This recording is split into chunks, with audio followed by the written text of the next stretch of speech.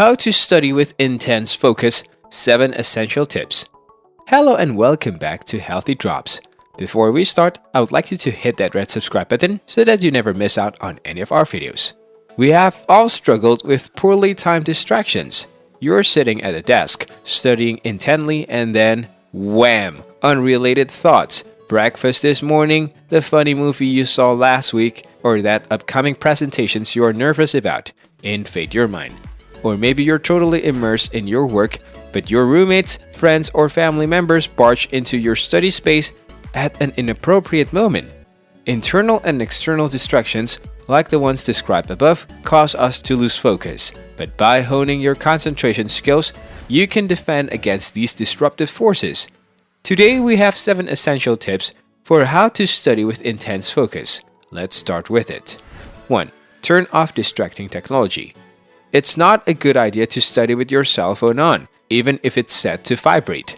As soon as you get a text you're going to look, the promise of a notifications is too tempting. Avoid the temptations altogether by shutting your devices off and even putting them in another room. Need an even more drastic options to keep yourself honest? Ask a friend or family member to hold onto your phone during your study session.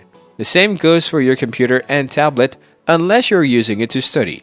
In that case, be sure to disable every distracting application and notifications before you begin the study session. If you find yourself giving in to social media or game cravings, try an app like Freedom or Self-Control to temporarily block access.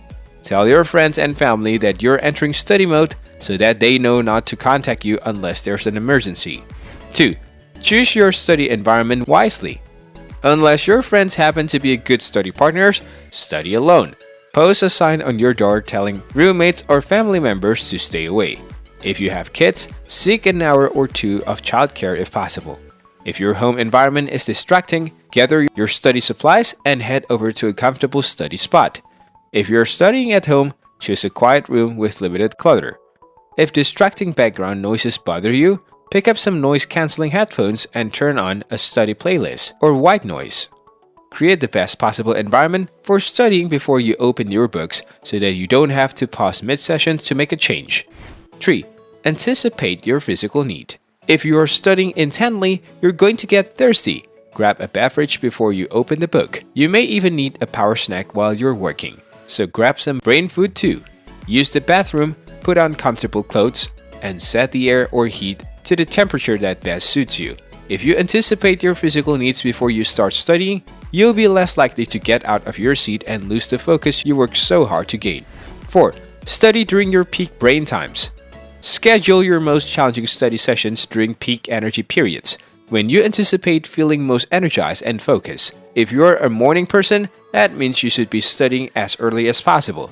If you're a night owl, choose an evening time slot. If you aren't sure what time works best for you, reflect on your most successful studying experiences. What time of day did they take place? When does your brain feel the most effective in general? Pencil in study sessions during these periods and stick with them. 5. Answer your internal worry questions. Sometimes the distractions aren't coming from the external world, they are invading from within. If you are worried about a particular issue, when am I going to get a raise, or what will happen if I fail this test, you might find yourself struggling to stay focused. Luckily, there's a solution. It might feel a little silly, but actually answering those internal questions will help you redirect your mind back to wherever it needs to go. If you catch yourself worrying, identifying your key worry questions and answer that questions in a simple logical manner, like so. When am I going to get a raise? Answer, I will speak to my boss about it tomorrow. Why can't I understand this material? Answer, I am studying like I'm supposed to be, so I'm confident that I will figure it out.